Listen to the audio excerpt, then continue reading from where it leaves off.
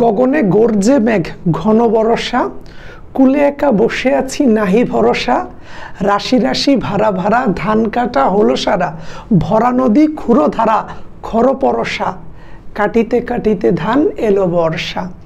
একখানি ছোট ক্ষেত আমি একেলা, চারিদিকে বাঁকা জল করেছে খেলা, পরপারে দেখি আঁকা তরু ছায়া মশি মাখা, গ্রামখানি মেঘে ডাকা প্রভাত বেলা।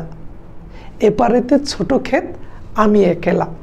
বলছিলাম সোনার তরী কবিতাটি নিয়ে, যেটি রবীন্দ্রনাথ ঠাকুরের লেখা একটি অনবদ্য কবিতা, এবং এটি কিন্তু তিনি শিলাইদহে অর্থাৎ কুষ্টিয়াতে থাকা অবস্থায় লিখেছিলেন। সো আমরা সোনার তরী কবিতাটা A to Z পড়ব। এখান থেকে বিশ্ববিদ্যালয়ের ভর্তি পরীক্ষা কিংবা এইচএসসি পরীক্ষায় যে টাইপ প্রশ্ন আসবে সবটুকু কভার করবো আজকের ক্লাসে। এবং যারা পেইড ব্যাচে আছো তারা এই পিডিএফটা পেয়ে যাবে, যেটা তোমার সম্পূর্ণ প্রস্তুতিকে গুছিয়ে দিতে সহায়তা করবে। তাহলে যদি একটু খেয়াল করে দেখো, সোনার তরী রবীন্দ্রনাথ ঠাকুরের লেখা একটি কবিতা, এবং এটা একটা কাব্যগ্রন্থ আছে, ওই কাব্যগ্রন্থের নাম কবিতাটি সোনার তরী। সো রবীন্দ্রনাথ ঠাকুরের কবি সম্পর্কিত তথ্য যদি জানি, তিনি 1861 খ্রিস্টাব্দের 7ই মে জন্মগ্রহণ করেছিলেন, যেটা হচ্ছে দাঁড়ায় বাংলা 1268 বঙ্গাব্দের 25শে বৈশাখ। সো আমরা জানি বৈশাখ মাস আসলেই 25শে বৈশাখ আমরা টিভি চ্যানেল এবং বিশ্ববিদ্যালয়, ঢাকা বিশ্ববিদ্যালয়ের ক্যাম্পাসে আমরা রবীন্দ্রনাথের সম্মানে অনেকগুলো রবীন্দ্রসঙ্গীত শুনতে দেখি, এবং রবীন্দ্রনাথের গানগুলো কিন্তু বেশ বিখ্যাত, আমাদের মনে এখনও দাগ কাটে। তার পিতা এবং পিতামহ অর্থাৎ তার বাবা এবং তার দাদা, তার পিতা হচ্ছে মহর্ষি দেবেন্দ্রনাথ ঠাকুর, আর তার পিতামহ অর্থাৎ দাদা হচ্ছে প্রিন্স দ্বারকানাথ ঠাকুর, এবং তারা কিন্তু রাজ পরিবারেরই সন্তান। শিক্ষা পড়াশোনার জন্য রবীন্দ্রনাথকে oriental seminar, normal school, Bengal academy এসব শিক্ষা প্রতিষ্ঠানে ভর্তি করানো হয়েছিল। ব্যারিস্টারি পড়ার জন্য বিলেতেও পাঠানো হয়েছিল, কিন্তু কোনোটিতেই তিনি শেষ করেননি, যেহেতু তার নিজের পড়াশোনার প্রতি খুব আগ্রহ ছিল, মানে নিজের মতো করে পড়াশোনার প্রতি আগ্রহ ছিল। তিনি রবীন্দ্রনাথ ঠাকুর ছিলেন বহুমুখী প্রতিভার অধিকারী। তিনি একাধারে কবি ছিলেন, তিনি কবিতা লিখতেন, তিনি সাহিত্যিক, দার্শনিক, শিক্ষাবিদ, সুরকার, চিত্রকর, অভিনেতা, নাট্য প্রযোজক ইত্যাদি নানান পরিচয়ে পরিচিত। তার সাহিত্যিক পরিচয়, সাহিত্যের বিচিত্র ক্ষেত্রে তার ছিল বিস্ময়কর পদাচরণ। কবিতা, ছোট গল্প, প্রবন্ধ, উপন্যাস, নাটক, পত্র সাহিত্য, ভ্রমণ সাহিত্য ইত্যাদি সাহিত্যের সকল শাখা এবং সঙ্গীত, চিত্রকলা ইত্যাদি শিল্প মাধ্যম তার অবদানে সমৃদ্ধ হয়েছে। তিনি বাংলা ছোট গল্পের জনক, অর্থাৎ বাংলা যে ছোট গল্প বলা হয় সে ছোট গল্পের জনক বলা হয় তাকে। আর উপন্যাসগুলো ছিল তার চমৎকার। তিনি কিন্তু মানে তার ছোটবেলার একটা ঘটনা যদি আমি বলি রবীন্দ্রনাথ ঠাকুরের, তো তিনি যখন একেবারে ছোট ছিলেন, সো তখন রবীন্দ্রনাথ ঠাকুরকে তার যিনি শিক্ষক ছিলেন তিনি জানতেন যে রবি ঠাকুর টুকটাক কবিতা লেখেন।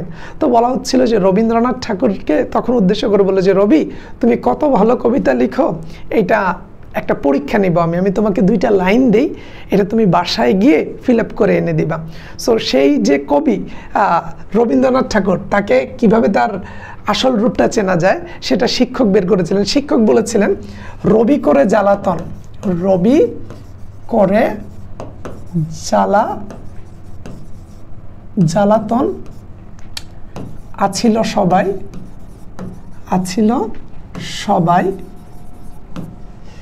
বর্ষা ভরসা দিল আর ভয় নাই। তাহলে দেখো, এটা রবীন্দ্রনাথ ঠাকুরের যিনি কবি ছিলেন, কবি না শিক্ষক ছিলেন, রবীন্দ্রনাথ ঠাকুরের শিক্ষক এটা তাকে লিখে দিয়েছিলেন যে রবি করে জ্বালাতন আছিল সবাই, বর্ষা ভরসা দিল আর ভয় নাই। বলা হচ্ছিল যে রবীন্দ্রনাথ ঠাকুরকে উদ্দেশ্য করে যে তুমি বাসায় গিয়ে এই কবিতার লাইনটাকে ফিল আপ করে দিবা। তো রবীন্দ্রনাথ ঠাকুর বাসায় গিয়েছেন এবং এই কবিতাটাকে তিনি ফিল আপ করে এনে দিয়েছিলেন। সো এইটুক তার শিক্ষক লিখে দিয়েছিলেন। তারপর তিনি বলেছিলেন এরকম যে রবি করে জ্বালাতন আছিল সবাই, বর্ষা ভরসা দিল আর ভয় নাই। তারপর রবীন্দ্রনাথ ঠাকুর লিখেছিল, মিনগুলো হীন হয়ে ছিল সরোবরে, এখন শখে তারা জল ক্রীড়া করে। তাহলে দেখো চমৎকার জিনিস। তো এখানে তার যিনি শিক্ষক তিনি বলেছিলেন রবি, রবি মানে হচ্ছে সূর্য। তো বলা হচ্ছে যে রবি করে জ্বালাতন, সূর্যের তাপ খুব জ্বালা দিচ্ছে, আছিল সবাই, সবাই সেখানে উপস্থিত ছিল আর সূর্যের তাপ সবার কাছে অসহ্য লাগছিল। তার মধ্যে বর্ষা ভরসা দিল, অর্থাৎ বর্ষাকাল আসলো, আকাশে মেঘ চলে আসলো, ভরসা দিল, এখন আর কোনো কিছুর ভয় নেই। তো এই 2 লাইন রবীন্দ্রনাথ ঠাকুরকে দেওয়ার পর রবীন্দ্রনাথ ঠাকুর ফিল আপ করেছিলেন মিনগুলো। মিনগুলো মানে হচ্ছে মাছের কথা বলা হচ্ছে। মিনগুলো হীন মানে হচ্ছে গরমের তাপে অসহ্য অবস্থায় ছিল। তো মিনগুলো হীন হয়ে ছিল সরোবরে, সরোবরে মানে নদীতে বা পানিতে বোঝানো হয়। তো বলা হচ্ছে মিনগুলো হীন হয়ে ছিল সরোবরে, অর্থাৎ রবি করে জ্বালাতন আছিল সবাই, এই যে সূর্য জ্বালাতন করে এর কারণে মিনগুলো হীন হয়ে ছিল সরোবরে, তারা পানিতে একেবারে মানে একটা অসহ্য অবস্থায় ছিল। এখন শখে তারা জলক্রীড়া করে, যেহেতু বর্ষা এসে ভরসা দিয়েছে, এখন সেই ছোট ছোট মাছগুলা একেবারে জলক্রীড়া করতেছে। আর এই 2টা লাইন যখন রবীন্দ্রনাথ ঠাকুর তার শিক্ষককে এনে দিলেন, তখন শিক্ষক বললেন যে রবি, তুমি একদিন অনেক বড় রকমের কবি হবা, তোমার মধ্যে শব্দ ভাণ্ডার এবং উপস্থিত বুদ্ধিমত্তার সহিত ছন্দ মিলানোর খুব ভালো একটা দক্ষতা আছে। সো এটা আমি একটা বইয়ে পড়েছিলাম যে রবি করে জ্বালাতন আছিল সবাই, বর্ষা ভরসা দিল আর ভয় নেই, মিনগুলো হীন হয়েছিল সরোবরে, এখন শখে তারা জলক্রীড়া করে। সো এটা থেকে যদিও প্রশ্ন আসবে না, বাট চমৎকার জিনিসগুলো জেনে রাখাটা ভালো। সো রবীন্দ্রনাথ ঠাকুরের অনেকগুলো জিনিসই আছে, তিনি উপন্যাস রচনা করেছেন। তার বিখ্যাত উপন্যাস হচ্ছে শেষের কবিতা, এটা অনেক সময় পরীক্ষায় আসে। শেষের কবিতা উপন্যাস, যেটা 1929 সালে প্রকাশিত হয়েছে। আর তার প্রথম উপন্যাস হচ্ছে বউ ঠাকুরনের হাট। প্রথম উপন্যাস হচ্ছে বউ ঠাকুরনের হাট, ঠাকুরনের হাট, বউ ঠাকুরনের হাট। আর তার সর্বশেষ উপন্যাসের নাম হচ্ছে 4 অধ্যায়, 4 অধ্যায়, যেটা 1934 সালে প্রকাশিত হয়েছিল। এবং রবীন্দ্রনাথ ঠাকুরের প্রথম কবিতা বলা হয় হিন্দু মেলার উপহার। হিন্দু মেলার উপহার, হিন্দু মেলার উপহার, এটা তিনি সর্বপ্রথম কবিতা লিখেছিলেন। আর কাজী নজরুল ইসলামের প্রথম কবিতা বলা হয় মুক্তি নামে একটা কবিতাকে। আর এই হিন্দু মেলার উপহার এটা ছিল তার প্রথম কবিতা। রবীন্দ্রনাথ ঠাকুর যেহেতু ছোট গল্পের জনক, তার প্রথম ছোট গল্পের নাম ছিল ভিখারিনী, আর সর্বশেষ গল্পের নাম ছিল হচ্ছে তোমার মুসলমানির গল্প। ঠিক আছে, এগুলো তোমরা হচ্ছে পাঠ্য বই পড়লে পেয়ে যাবে। এছাড়া তিনি অনেক কাব্যগ্রন্থ লিখেছেন, মানসী সোনার তরী, চিত্রা কল্পনা, কথা কাহিনী, খনিকা, নৈবেদ্য, খেয়া, গীতাঞ্জলি, বলাকা, পুনশ্চ, পত্রপুট, শ্যামলী, সেজুতি, ছোট গল্প লিখেছেন তিনি।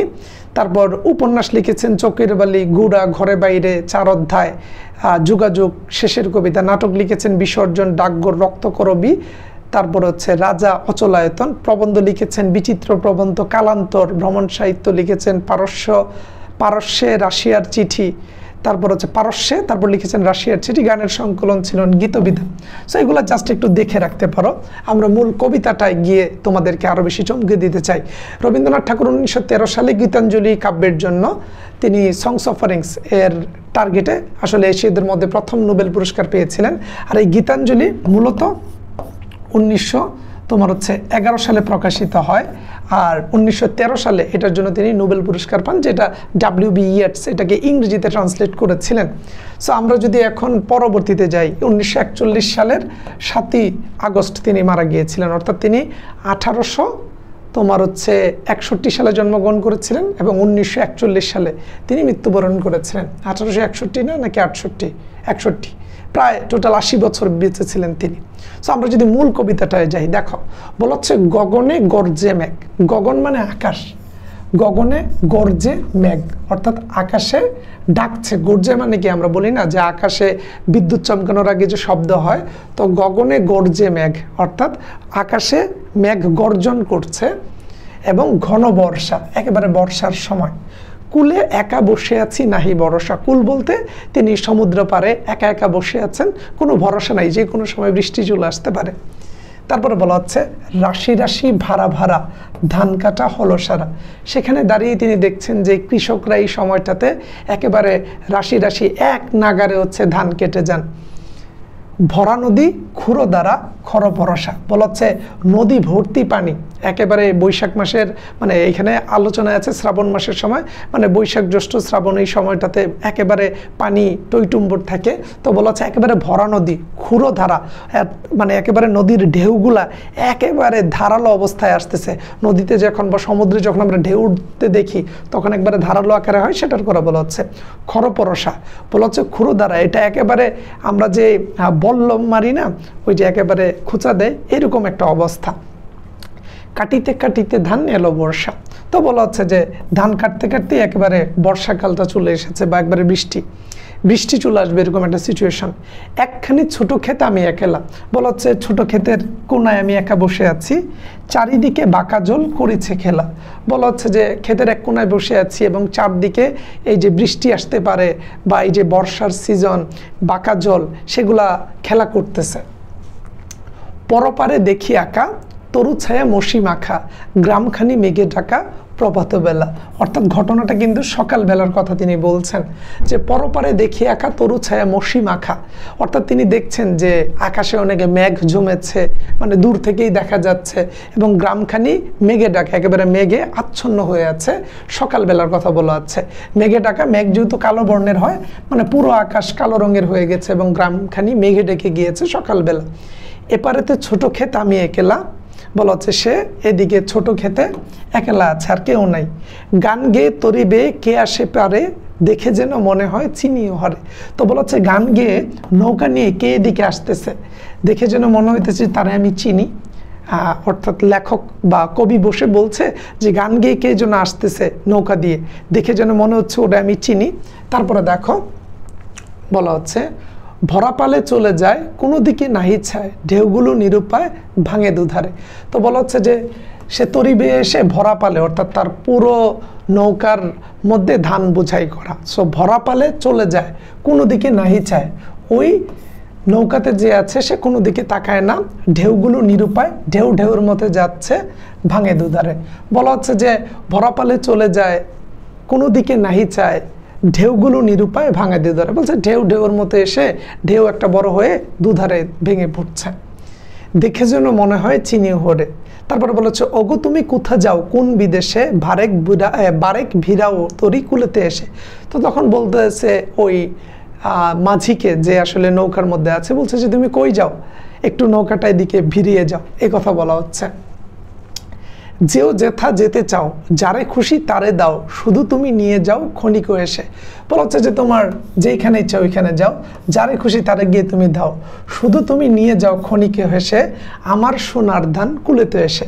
তো লেখক বলছে যে তুমি যারে ইচ্ছা তারে দিও, যেখানে ইচ্ছা সেখানে যাও, কিন্তু একটু এদিকে এসে আমার যে সোনার ধানগুলো আছে সেগুলোকে একটু নিয়ে যাও তুমি। যত চাও তত লও তরণী পড়ে, আর আছে আর নাই দিয়েছি ভরে। বলা হচ্ছে যে তোমার যত লাগে তত তোমার পুরো নৌকা ভরে নিয়ে যাও, আর আছে আর নাই দিয়েছি ভরে। তো তখন ওই মাঝি জিজ্ঞেস করছে আর কি আছে, তখন লেখক বলছে আর নাই দিয়েছি ভরে, অর্থাৎ যতটুকু আছে সবটাই দিয়ে দিয়েছি। এতকাল নদী কূলে যাহা লয়ে ছিনু ভুলে। বলা হচ্ছে এতকাল নদীর কাছে বসে যা নিজে নিজে ভুল করে নিয়েছিলাম, সকলেই দিলাম তুলে থরে ভিতরে, এখন আমার লহ করুণা করে। সো এখানে কিছুটা নিজের সাথে সৃষ্টিকর্তাকেও তুলনা করা হচ্ছে, যে এখানে কুলেতে বসে যা করেছি বা যা নিয়েছি সবই দিলাম তুলে। তো এখানে লেখক কুলেতে বসে বলতে বোঝানো হচ্ছে যে তিনি পৃথিবীতে এসে যা করেছেন সব কিছুই সৃষ্টিকর্তার নামে দিয়ে দিয়েছেন, যে যা আছে যা ছিল একেবারে সবই দিয়ে দিয়েছি আপনার নামে, এখন আমারে লহ করুণা করে। বলছে যে আমাকে এখন আপনারা এখানে নেন। আমরা অনেক সময় সৃষ্টিকর্তাকে বলি না যে পাপ পুণ্য ভালো মন্দ মিলিয়েই তো জীবনে যা করেছি সব নিয়ে যান আপনি, আমাকে শুধু আপনার করুণায় রাখেন, সৃষ্টিকর্তা আমাকে আপনার নজরে রাখেন, আমাকে আপনার আশীর্বাদ পুষ্ট করেন। ঠাই নাই ছোট সে তরি, আমার সোনার দানে গিয়েছে বরি, শ্রাবণ গগন ঘিরে ঘন মেঘ ঘুরে ফিরে, শূন্য নদীর তীরে রহিনপুরী, যাহা ছিল নিয়ে গেল সোনার তরি। তাহলে দেখো বলা হচ্ছে ঠাই নাই ছোট সে তরি। তো তখন আবার ওই দিক থেকে মাঝি বলতেছে যে এই নদীতে মানে এই নৌকাতে জায়গা নাই, আমার নৌকাটা খুব ছোট, তুমি যে তোমার সব কিছু দিয়ে দিচ্ছ নেওয়া যাবে না, আমারই সোনার দানে গিয়েছে বরি। ওই নৌকার মাঝি বলতেছে তুমি যে তোমার ধান আমাকে দিচ্ছ, আমার ধানেই তো আমার নৌকা ভরা, তোমারটা আমি নিতে পারবো না। শ্রাবণ গগন ঘিরে ঘন মেঘ ঘুরে ফিরে শূন্য নদীর তীরে রহিন উপরে। তখন কবি আবার বলতেছেন যে শ্রাবণ মাসের এই ঘন মেঘ ঘুরে ফিরে আবার আসতেছে এবং শূন্য নদীর তীরে, একটা ঠান্ডা নদীর তীরে লেখক বসে আছে এবং লেখক সেখানে বা কবি রবীন্দ্রনাথ ঠাকুর বলছে যে তুমি আমার মানে ধানগুলা নিলা না, আমি একাই এখানে বসে আছি, শ্রাবণ গগন দেখো শ্রাবণ গগন ঘিরে ঘন মেঘ ঘুরে ফিরে শূন্য নদীর তীরে, একা নদীর তীরে রহিনে পড়ি, আমি একা বসে আছি, যাহা ছিল নিয়ে গেল সোনার তরী। বলা হচ্ছে যা আছে সবই নিয়ে গেছে। সো এখানে ওই একটা প্রতীকী হিসাবে তোমার ওই নৌকা এবং মাঝির সাথে কবিতার নিজের জীবন সত্তা, নিজের যে কর্ম, তার যে কাজ, সেগুলাকে একাত্মতা পোষণ করার জন্য একটা চিন্তা ভাবনা প্রকাশ করেছে। সো একেবারে কবিতার শুরুতে আমরা একটা গ্রামীণ টাচ পাই, যে তিনি একেবারে সকালবেলার একটা পরিস্থিতি বর্ণনা করছেন, যে তিনি ঢেউ দেখছেন, সকালে বসে তিনি গ্রামের তোমার হচ্ছে একটা নদীর পাড়ে বসে ধান ক্ষেতের কাছে বসে পরিস্থিতি বর্ণনা করছেন এবং একটা মাঝিকে মহাকালের প্রতীক হিসাবে বিবেচনা করে তার সাথে কিছুটা আধ্যাত্মিকতার ছোঁয়া দেওয়ার চেষ্টা করছেন। সো এই ছিল পুরো কবিতাটা। সো কবিতা থেকে এমন হতে পারে কি, পারলে পুরো কবিতাটা মুখস্থ করে নেবে, এমনিতেই সুন্দর। অনেক সময় পরীক্ষায় এরকম গ্যাপ দিয়ে দেয় আর কি, যে ধরো এতকাল নদী কূলে, এখানে একটা গ্যাপ দিয়ে এতকাল ড্যাশ কূলে যাহা লয়ে ছিনু বলে, তো পরীক্ষায় বলবে যে এখানে কি বসবে, নদী কূলে, পুকুর কূলে, ক্ষেত কূলে, এরকম 4টা অপশন দিবে। সো পুরো কবিতাটা যার মুখস্থ থাকবে সে ভালো করবে এবং আশা করি পুরো কবিতাটা তুমি বুঝেছো। আমি পুরোটাকে ভেঙেই পড়ানোর বা বোঝানোর চেষ্টা করেছি। এখন আমরা যদি এই কবিতা রিলেটেড একটু সামনের দিকে আগাই, দেখো বলছে এইটা সোনার তরী। রবীন্দ্রনাথ ঠাকুরের সোনার তরী হচ্ছে পুরো কাব্যগ্রন্থের নাম। কাব্যগ্রন্থ মানে হচ্ছে এমন বই যেখানে অনেকগুলো কবিতা থাকে এবং এটা দিয়ে এটা কাব্যগ্রন্থ হয়। সো পুরো বইটার নামও সোনার তরী। আর সোনার তরী কবিতার একটা কবিতা আছে সোনার তরী নামে, যেই সোনার তরী কবিতাটা আমরা এখন পড়লাম। রূপশ্রেণী, এটি একটি রূপক কবিতা, অর্থাৎ বলেছি যে এখানে ওই কবি নিজেকে এবং ধান, সোনার ধান এবং যে মাঝি আছে এবং যে প্রকৃতির কথা বা সময়ের কথা বলছে, সবটাকেই একটা রূপক বা কল্পনা হিসাবে তিনি বিবেচনা করেছেন। মূল ভাববিস্তার হচ্ছে মহাকাল ও মানুষ, অর্থাৎ এই যে সৃষ্টিকর্তা, মানুষ, পরপার, এই জিনিসটাই হচ্ছে মূল আলোচনার বিষয়। ফুটিয়ে তোলা হয়েছে বর্ষার চিত্রকে ব্যক্ত করে, অর্থাৎ বর্ষাকালের যে সময়টা, বর্ষার চিত্রটাকে ব্যক্ত করে কবিতার মনের ভাবটাকে রূপ করতে প্রকাশ করেছে, যেটা আমরা আস্তে ধীরে আরো বেশি জানবো। তারপরে যদি দেখি মর্মবস্তু, এখানে কবিতার হতাশা পোষণ করেছে, যেটা আমরা কবিতার একেবারে লাস্ট লাইনটাতে দেখতে পারি। দেখো যাহা ছিল নিয়ে গেল সোনার তরী, মানে কবির কাজগুলা নিবে, সেই জায়গায় আমারই সোনার দানে গিয়েছে বড়ি, সেই জায়গায় যাকে বলছে সেই কবি মানে সেই মাঝি বলছে যে তোমার ধান আমাকে দিতে চাচ্ছ, তোমার সোনার ধান, আমার নিজের সোনার ধানেই তো আমার নৌকা ভরা আছে, তো তোমারটা আমি কিভাবে নিব? এই যে বললো ঠাই নাই ছোট সে তরী, যে বলাচ্ছে আমার সোনার ধানেই গিয়েছে বড়ি, আমার নৌকা এমনিতেই ছোট, আমি তোমারটা কিভাবে নিব? শেষের দিকে তিনি বলছে যা ছিল নিয়ে গেল সোনার তরী। অর্থাৎ কবি এখানে তার একটা আক্ষেপ প্রকাশ করেছেন, একটা হতাশা ব্যক্ত করেছেন। মূলবাণী জীবন দর্শন কর্মীর চেয়ে কর্ম অধিক প্রত্যাশিত। সো এখানে মূলবাণী বা মূল উপজীব্য বিষয় হচ্ছে জীবন দর্শন, এবং এখানে বলা হচ্ছে যে মানুষের কর্ম অধিক গুরুত্বপূর্ণ। আমি কে? আমি রবীন্দ্রনাথ ঠাকুর, আমি স্বাধীন, কিংবা আমি অমুক বা তমুক, তার চেয়ে গুরুত্বপূর্ণ আমি কি কর্ম করে যাচ্ছি, এবং কর্মই মানুষের প্রকৃত ধর্ম। তোমার কর্মগুণেই তোমাকে বিচার করা হবে। ভালো কর্ম করে গেলে তুমি ভালো ধর্মের অনুসারী, আর তোমার কর্মই যদি খারাপ হয় তাহলে তো তোমার ধর্ম খারাপ, কারণ প্রতিটা ধর্মের মূল বাণী হচ্ছে ভালো কাজ করা। সো যার কর্ম ভালো তার ধর্মও ভালো, যার ধর্ম ভালো তার কর্ম অবশ্যই ভালো হওয়া উচিত, না হলে তো সে তার সেই ধর্মকে প্রকৃতভাবে মানলই না। ঠিক আছে, তারপরে দেখো এই কবিতার মোট লাইন হচ্ছে 42টি, স্তবক আছে 6টি, অর্থাৎ আলাদা আলাদা করে, প্রতি স্তবকে লাইন আছে 7টি, অর্থাৎ 6 লাইন করে মোট 7টা লাইন আছে, বা 6 বার করে মোট 7টা লাইন আছে। তারপরে যদি দেখি প্রকাশ পেয়েছে ভাববাদ, এখানে কবির একটা ভাবনা চিন্তার প্রকাশ পেয়েছে। সাপেক্ষ সর্বনাম আছে এখানে 2 বার, যারে তারে যত তত, এগুলাকে বলা হয় সাপেক্ষ সর্বনাম। অর্থাৎ আমরা যখন বাংলা ব্যাকরণ পড়ব সেখানে আমরা তোমার বিশেষ্য বিশেষণ অব্যয় সর্বনাম ক্রিয়া এগুলো যখন পড়ব তখন দেখবা যে সাপেক্ষ সর্বনাম যেটা হচ্ছে নির্ভরশীল যত তত যারে তারে, সো এগুলা সাপেক্ষ সর্বনাম। তাহলে পরীক্ষায় যদি আসে যে সোনার তরী কবিতায় সাপেক্ষ সর্বনামের ব্যবহার হয়েছে কয়বার? 2 বার। কি কি? যারে তারে যত তত। তারপরে দেখো নির্ধারক বিশেষণ 2 বার, রাশি রাশি আর ভাড়া ভাড়া, এগুলো হচ্ছে নির্ধারক বিশেষণ, অর্থাৎ এইগুলা দিয়ে একটা সময়কে নির্ধারণ করে, তাই নির্ধারক বিশেষণ বলা হয়।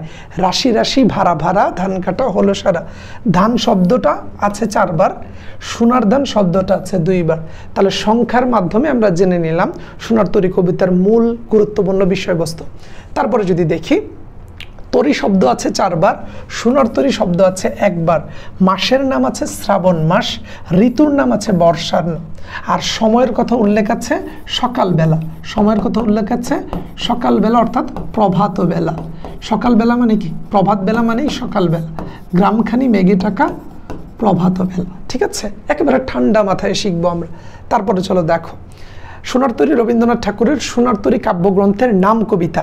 এই কাব্যগ্রন্থের প্রথম কবিতা এটি। শতাধিক বছর ধরে কবিতাটি বিপুল আলোচনা ও নানামুখী ব্যাখ্যায় নতুন নতুন তাৎপর্য অভিষিক্ত হয়। ঠিক আছে, সো এখানে যদি খেয়াল করে দেখো সোনার তরী কবিতাটা যে যতবারই পড়ে, যেমন আমি স্বাধীন এখন একভাবে ব্যাখ্যা দিচ্ছি, তুমি যখন এই কবিতাটা তোমার মতো করে মানে পড়ে একবার চিন্তা করবা তখন দেখবে যে তোমার কাছে এই কবিতাটার একটা ভিন্ন অর্থ আসছে। আবার যদি আরেকজন পড়ে সে আবার অন্যরকম চিন্তা করবে। সো 100 বছরের অধিক সময় ধরে এই কবিতাটা নিয়ে এক একজন এক একভাবে তাৎপর্য করে যাচ্ছে, এবং এটি সোনার তরী কাব্যগ্রন্থের প্রথম কবিতা, এবং কাব্যগ্রন্থের নামও সোনার তরী, কবিতার নামও সোনার তরী, তাই বলা হচ্ছে এটা একটা নাম কবিতা। ঠিক আছে, তারপরে যদি দেখি সাপেক্ষ সর্বনাম হচ্ছে 2 বার, যারে তারে যত তত, নির্ধারক বিশেষণ 2 বার, রাশি রাশি ভাড়া ভাড়া। মূল সোনার তরী কাব্যগ্রন্থ এটা হচ্ছে মূল উৎস এবং রচয়িতা রবীন্দ্রনাথ ঠাকুর। এখানে মূল জিনিসটাকে আমরা আবার তুলে এনেছি, একটু আগে যেগুলোকে আলোচনা করেছি ওটাকে একটা চিত্রে বা একটা স্লাইডে নিয়ে এসেছি। প্রকাশ পেয়েছে ভাববাদ, রূপশ্রেণী হচ্ছে একটি রূপক কবিতা, মূল ভাববস্তুগত বিষয় হচ্ছে মহাকাল ও মানুষ, ফুটিয়ে তোলা হয়েছে বর্ষার চিত্র, মর্মবস্তু হচ্ছে হতাশা, কর্মীর চেয়ে কর্ম অধিক প্রত্যাশিত, মোট লাইন 42টি, স্তবক 6টি, ঋতুর নাম বর্ষা, মাসের নাম শ্রাবণ, তরী 4 বার, সোনার তরী 1 বার, ধান 4 বার, সোনার ধান 2 বার। অর্থাৎ একটু আগে আমরা আলাদা আলাদা করে যে পাঠটা পড়েছি এখানে পুরোটাকে একই চিত্রে একই ছাদের নিচে নিয়ে এসেছি, যাতে করে তুমি যখন স্লাইডটা পড়বে তোমার জন্য যেন সব কিছু একেবারে গুছানো এবং অর্গানাইজড লাগে। আমরা যদি এখন একটু পড়ে যাই, দেখো এই কবিতায় ব্যবহৃত প্রতীক সমূহ। সো এই কবিতায় আমরা অনেক প্রতীক ব্যবহৃত হতে দেখি। সো এখানে কি কি বলা হয়েছে আমরা যদি একটু দেখি, বিদেশ, বিদেশ শব্দটাকে বোঝানো হয়েছে চিরায়ত শিল্পলোক, নৌকাকে বলা হয়েছে তরুণী বা মহাকাল, অর্থাৎ নৌকা বা তরুণীকে যে বলা হয়েছে সেটা মহাকালের প্রতীক। সোনার তরীকে বলা হচ্ছে চিরায়ত শিল্পলোক। তারপর হচ্ছে মাঝি শব্দের অর্থ হচ্ছে নির্মোহ মহাকাল, বাঁকাজল মানে হচ্ছে অনন্ত কালস্রোত, সোনার ধান মানে হচ্ছে ব্যক্তি মানুষের সৎ ও কল্যাণকর কাজ। ওই যে বলা হচ্ছে যে আমার সোনার ধান তুমি নিয়ে যাও, এখানে সোনার ধান বলতে বোঝানো হয়েছে ব্যক্তি মানুষের যত সৎ এবং কল্যাণ কাজ, আমি যে বললাম যে আমার যত ভালো গুণ আছে সবগুলা কাজ তুমি নিয়ে যাও। তারপর সোনার তরী চিরায়ত শিল্পলোককে প্রকাশ করা হয়েছে, অর্থাৎ বললাম না সোনার তরী বলতে বোঝানো হয়েছে যে আমার ভালো কাজগুলোকে আপনি নিয়ে যান। মাঝি নির্মোহ মহাকাল, এখানে মাঝি বলতে সৃষ্টিকর্তারই একটা মনে করো দূত বা প্রতিচ্ছবিকে বোঝানো হয়েছে। মাঝিকে বলা হচ্ছে যে এখানে একটা নির্মোহ মহাকাল বোঝানো হয়েছে যে আপনার এই মহাকালে আমার জন্য একটু সুযোগ সুবিধা করেন, আমার ভালো কাজগুলোকে নিয়ে যান। মাঝিকে বলা হচ্ছে যে মহাকাল পরপারে যদি যাই আমার চাইতে আমার কর্মগুলা বেশি গুরুত্ব পাবে, আমার সকল সৎ কাজ ভালো কাজগুলো মাঝিকে বলছিল যে আমার সোনার ধানগুলো নিয়ে যান, আপনি আমার ভালো কর্ম আমার ভালো কাজগুলো নিয়ে যান। সো এখানে মাঝি হচ্ছে নির্মোহ মহাকাল বা ধরো পরপার, ধরো সৃষ্টিকর্তার কাছে নিয়ে যাবে আমার কাজগুলো এমন কেউ একজন। বাঁকাজল অনন্ত কালস্রোত, বলা হচ্ছে না চারিদিকে বাঁকাজল করেছে খেলা, বলা হচ্ছে আমাদের জীবনে কতটা সময় আমরা কত চিন্তা ভাবনাই না করি, সেই ক্ষেত্রে ভালো কাজ করা মানুষের জন্য কাজ করা সেগুলো হয়তো হয়ে ওঠে না। এখানে সৃষ্টিকর্তার কাছে নিজের ভালো কাজগুলোকে প্রকাশ করা বা জীবনের অর্থ খুঁজে পাওয়া বিবিধভাবে কবিতাটা যে যেভাবে পড়বে তার কাছে নতুনভাবে ধরা দিবে। বিদেশ চিরায়ত শিল্পলোক, তো এখানে বিদেশের কথা বলছে যে মানে বিদেশ যাও বা তুমি অন্য এক জায়গায় যাচ্ছ, সো দিন শেষে আমাদের সবাইকেই তো মারা যেতে হবে, আমরা সৃষ্টিকর্তার কাছে যাব। সো সৃষ্টিকর্তার কাছে আসলে আমি স্বাধীন বা তুমি যাওয়ার চাইতে তোমার কর্ম বেশি গুরুত্ব পাবে। আমি কি বলেছি? কর্মই আসল ধর্ম। সো তোমার কর্মের গুণে তোমাকে বিচার করবে সৃষ্টিকর্তা, যে পৃথিবীতে তুমি সৎকর্ম করেছো, কল্যাণকর কাজ করেছো, নাকি অন্যের পিছনে আঙুল দিয়েছো, বাঁশ দিয়েছো, পরনিন্দা করেছো, কিংবা মানুষের গীবত করেছো। এগুলো কিন্তু অনেক প্রাধান্য পাবে। এখানে নৌকা বা তরুণীকে মহাকালের কথা বলা হচ্ছে, যে নৌকাকে বলা হচ্ছে যে নিয়ে যাও। নৌকা বা যে আসলে তরি বেয়ে আসছিল তাকে মহাকালের প্রতীক, মানে সৃষ্টিকর্তার কাছাকাছি বা অনন্ত জীবনকে বোঝানো হচ্ছে। সো প্রতীক রূপে এগুলোর ব্যবহার করা হয়েছে। তারপরে যদি দেখো এই কবিতার পুরো জিনিসটাকে আমরা যদি দেখি, কৃষক অথবা আমি কবি। আর এখানে দেখো, এখানে রূপ করতে কি কি বোঝানো হয়েছে? ছোট ক্ষেত, জীবন পরিধি বা কর্মক্ষেত্র। বলা হচ্ছে যে ছোট ক্ষেত বলতে মানুষের জীবন, যে একখানি ছোট ক্ষেত আমি একলা, মানে মানুষের জীবনটা খুব অল্প সময়ের, সেটাকেই ছোট ক্ষেত দ্বারা বোঝানো হয়েছে। বাঁকা জল মানে সময়ের প্রবাহমানতা, অর্থাৎ বাঁকা জল বলতে বোঝানো হচ্ছে বাঁকা জল যেমন চলে যাচ্ছে, চারিদিকে বাঁকা জল করেছে খেলা। আমাদের জীবনে কিছুটা সময় আমরা পৃথিবীতে আসি 50, 60 বছর, 70 বছর, ঊর্ধ্বে 80 বছর। এই যে 50, 60, 70, 80 বছর আমরা পৃথিবীতে আসি, ওই বাঁকা জলের মতোই সময়গুলো অতিবাহিত হয়ে যায়। বাঁকা জল যেমন সমুদ্রের পাড়ে বসলে বা নদীর পাড়ে বসলে দেখা যায়, জীবনটা এরকমভাবে এগিয়ে চলে যায়। ঢেউ মানে প্রবাহমান সময়। গ্রামখানি বলতে পরকালীন জীবন। বলা হচ্ছে গ্রামখানি মেঘে ঢাকা প্রভাত বেলা। এখানে গ্রামখানি বলতে পরকালের মৃত্যু পরবর্তী জীবনটাকে বোঝানো হয়েছে। তরু ছায়া মশি মাখা, তাহলে যে দেখো তরু ছায়া মশি মাখা বলতে মহাকালের অতল অন্ধকার। বলা হচ্ছে গ্রামখানি মেঘে ঢাকা, তরু ছায়া মশি মাখা। এই যে তরু ছায়া মশি মাখার কথা বলা হচ্ছে, এটার দ্বারা বোঝানো হচ্ছে যে মৃত্যু পরবর্তী জীবন তো অনন্তকালের, এর কোনো শেষ নাই। এই জিনিসটাকে এখানে রূপ করতে ব্যবহার করা হয়েছে। সোনার ধান, সৃষ্টিকর্ম বা সম্ভার। সোনার ধান বলতে একজন ব্যক্তির ভালো কাজকর্মকে বোঝানো হয়েছে।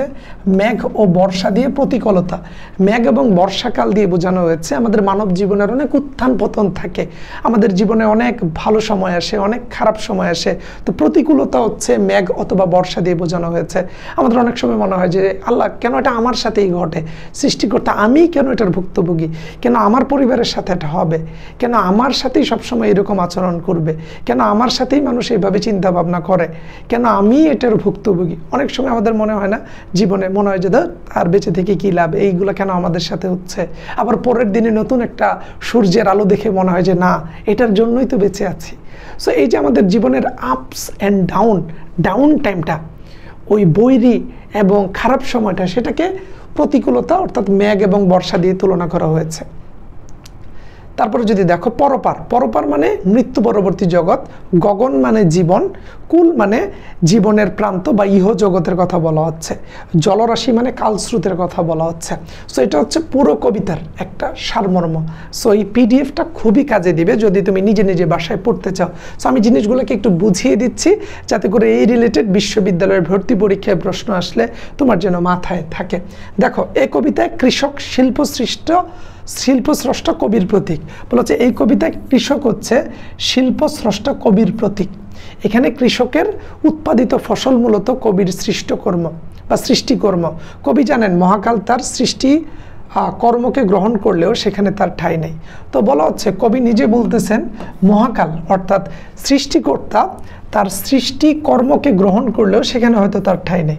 বলা হচ্ছে তার কাজকামগুলো যদি মানুষের কাছে অ্যাকসেপ্টেডও হয়, হয়তো সৃষ্টিকর্তা তাকে অ্যাকসেপ্ট করবে না। যেমনটি দেখা যায় এই কবিতার কৃষকের ক্ষেত্রে, কৃষক তার উৎপাদিত ফসলের সবটুকু মাঝির নৌকায় তুলে দেওয়ার পর সেখানে তার নিজের জন্য জায়গা থাকে না।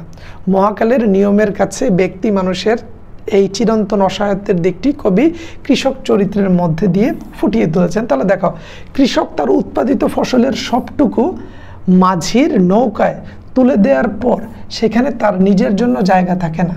মহাকালের নিয়মের কাছে ব্যক্তি মানুষের এই চিরন্তন অসহায়ত্বের দিকটি কবি কৃষক চরিত্রের মাধ্যমে ফুটে তুলেছেন। এখন ধরো একটা নৌকার মাঝি, আমি কৃষক হিসাবে ওই নৌকার মাঝিকে আমার সকল ধান উঠিয়ে দিলাম, যে ধানগুলো যদি নিয়ে যেতে পারি, এগুলো বিক্রি করতে পারলে বা এগুলা ভাঙতে পারলে আমি খেতে পারবো।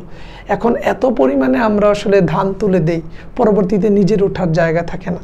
সো এটার কথাই বলা হচ্ছে যে আমরা আমাদের সৃষ্টিকর্ম এত পরিমাণ মানুষের কাছে দেই, সৃষ্টিকর্ম যায়, কিন্তু আমি দিন শেষে মানুষের কাছে বা স্রষ্টার কাছে যেতে পারছি তো? স্রষ্টা হয়তো আমার ভালো গুণগুলা কাজগুলা নিচ্ছেন, কিন্তু আমাকে দিন শেষে স্রষ্টা অ্যাকসেপ্ট করবেন তো? মানুষের এই অসহায়ত্বের দিকটা কৃষকের মাধ্যমে কবি ফুটিয়ে তুলেছেন। তারপরে যদি দেখি গুরুত্বপূর্ণ কিছু লাইন যদি দেখি সোনার তরী কবিতার, এই যে দেখো একটা চিত্র দেওয়া হয়েছে। কৃষক তার সোনার দান মাঝিকে দিল, সুবিন্যস্ত করে সাজিয়ে সম্পূর্ণরূপে। সোনার তরীতে কৃষকের স্থান না হওয়ার কারণ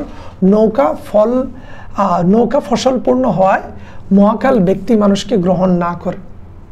তারপর হচ্ছে মাঝির কাছে কৃষকের অনুনয়নের কারণ কি বা অনুনয়ের কারণ কি? টিকে থাকার আকাঙ্ক্ষা, সোনার তরীতে স্থান লাভের বাসনা। সোনার তরী কবিতায় মাঝির প্রতি কৃষকের অনুনয়ের পিছনে আছে সমস্ত ফসল তরীতে তুলে দেওয়া, ওই তরীতে নিজে ঠাঁই পাওয়া। অর্থাৎ বলা হচ্ছে সোনার তরী কবিতায় মাঝির প্রতি, অর্থাৎ যে মাঝি তার প্রতি কৃষকের এত অনুনয়, মানে এত রিকোয়েস্ট, এত সাবলীল আচরণ কেন?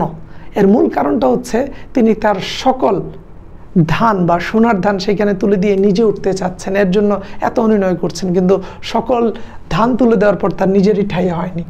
সোনার তরী কবিতায় মাঝি ভরা পালে চলে যায়, কৃষকের অনুনয়ে সাড়া দেয় না, গান গেয়ে তরী বায়। সেটা তো আমরা কবিতায় পড়েছি, ভরা পালে চলে যায়, কোনো দিকে নাহি চায়।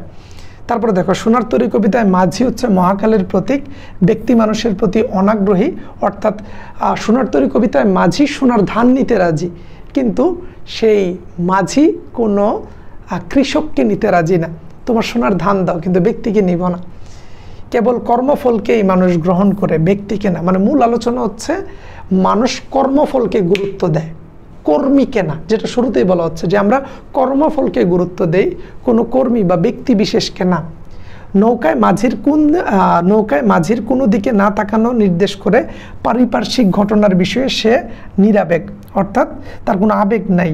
কৃষকের বিপন্ন অবস্থাকে সে গুরুত্ব দেয়নি, বস্তু জগতের ঘটনাক্রম এবং মহাকালকে ছুঁতে পারেনি। ঠাই নাই ছোট সে তরী উক্তিটির মাধ্যমে বোঝানো হয়েছে কৃষকের ফসলে তরীটি পরিপূর্ণ ছিল। সো এখানে বোঝানো হচ্ছে যে মাঝি বলছে যে তোমার সব ফসলে তো আমার একেবারে পুরো নৌকা ভরে গিয়েছে, যে এখন তোমাকে আর এখানে নেওয়া যাবে না, মাঝিকে নেওয়া যাবে না, এই কথাটা বলা হচ্ছে। তারপরে আমরা যদি দেখি, এখানে আমরা দেখছি কৃষক এবং সোনার তরী, আছে মহাকাল, আছে কর্মফল। এই তিনটা জিনিসকে কেন্দ্র করেই পুরো কবিতাটাকে আমরা সামনে এগিয়ে যেতে দেখি। দেখো বলা হচ্ছে এখানে যে জীবনের পথে মানুষ, অর্থাৎ এখানে কৃষক পরিশ্রম করে যা কিছু অর্জন করে তা এক সময় নিয়তি, অর্থাৎ সোনার তরী হাতে তুলে দিতে হয়। সে যা কিছু ভালোবেসে জমিয়ে রাখে কর্মফল, তা একদিন চলে যায়। এই চলে যাওয়াটা ঠেকানো যায় না, কারণ এটি এক অনিবার্য পরিণতি। আর এই সব কিছুর পিছনে রয়েছে সময় বা মহাকাল, যার নিয়মে এই জীবন চক্র চলে। কবিতার ভাষায় সোনার তরী এসে সব নিয়ে যায়, মানুষ শুধু ফাঁকা তীরে পড়ে থাকে, এটাই জীবনের গভীর সত্য। তার মানে এখানে কি বলা হচ্ছে যে মানুষের জীবনের একেবারে গুরুত্বপূর্ণ দিকটাই হচ্ছে, ধরো এখন আমি স্বাধীন যা কিছুই করি না কেন, আমি এখন স্টুডেন্টদেরকে পড়াচ্ছি, বা ধরো আমি স্বাধীন না, তুমি নায়ক নায়িকাদের কথাই যদি দেখো, আমরা দেখি যে বাংলাদেশের যারা সিনেমায় এক সময় নায়ক নায়িকা হিসাবে খুব ভালো অভিনয় করতো বা খলনায়ক বা পার্শ্ব চরিত্র করতো, তারা জীবনের একটা সময় ঠিকমতো খেতে পারে না, তাদেরকে কেউ গ্রহণ করে না। তো আমরা করতাম কি, যারা অভিনেতা অভিনেত্রী আছে তাদের যে বিনোদনের পার্ট, তাদের যে ছবি মধ্যে মানুষকে হাসানো বা একটা গল্পের মাধ্যমে মানুষকে অনুভূতি জাগানো, তাদের এই কর্মফলে আমরা অনেক খুশি হয়েছি। কিন্তু যখন তিনি বয়সের ভারে নুইয়ে পড়েছেন, তার কর্মফলটাই আমরা নিয়েছি, সেই ব্যক্তিটাকে কিন্তু আর কেউ দেখতে যায় না। আমরা দেখি মাঝে মধ্যে বাংলাদেশ সরকার থেকে প্রধানমন্ত্রী তাদেরকে কিছু টাকা পয়সা দিয়ে চিকিৎসার জন্য সাহায্য করে, কিন্তু দিন শেষে তারা খুব অসহায় হয়ে যায়। সো মানুষ হিসেবে আসলেই আমরা এমন, এখন আমার দরকার আছে তাই এখন মানুষ আমার থেকে অনেক কিছু নিচ্ছে, আমার ভালো কর্মগুলো নিচ্ছে, কিন্তু জীবনের একটা সময় দেখা যায় আমার কর্মটা নিয়ে যায় কিন্তু আমাকে রেখে যায়। সো একটা সময় মানুষ অসহায় হয়ে যায় এবং সময়ের স্রোতে সবাইকে এগিয়ে যেতে হয়। জন্ম হবে, বয়স হবে, এক সময় বয়সের শেষ প্রান্তে এসে দাঁড়াবো, মৃত্যুর জন্য প্রার্থনা করব, মৃত্যু হয়ে গেলে পৃথিবীর লেটা চুকিয়ে দিয়ে আমরা পরকালে চলে যাব। এই ঘটনাটাকে এখানে সুন্দরভাবে তুলে ধরেছেন। তারপরে যদি দেখি, এখানে কয়েকটা চিত্রকল্পের মাধ্যমে আমাদেরকে পুরো কবিতাটা বোঝানো হয়েছে। চিত্রকল্প 1-এ দেখেছি আমরা একটি ছোট ক্ষেত এবং মানুষের কর্মক্ষেত্র হিসেবে সীমাবদ্ধ পৃথিবী। ওই ছোট ক্ষেত দ্বারা বোঝানো হয়েছে যে আমাদের জন্ম হয়েছে পৃথিবীতে এবং এই পৃথিবীতে নির্দিষ্ট কিছু কাজকর্ম করে একটা সময় আমরা আমাদের কাজকর্মগুলো মানুষকে দিয়ে নিজেরা পৃথিবী ছেড়ে চলে যাব। দেখো এখন পর্যন্ত পৃথিবী ছেড়ে যারা চলে গিয়েছেন তারা কি পৃথিবীতে আজীবন থাকতে পেরেছেন? না, তারা শুধু তাদের কর্মগুলা দিয়ে গিয়েছেন। মানুষের আসলে এদিকে ঠাঁই হয় না।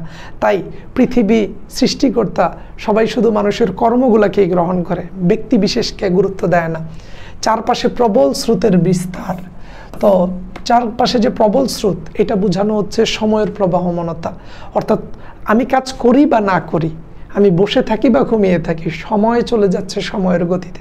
তাই বলা হয় যে সময়কে উপভোগ করো।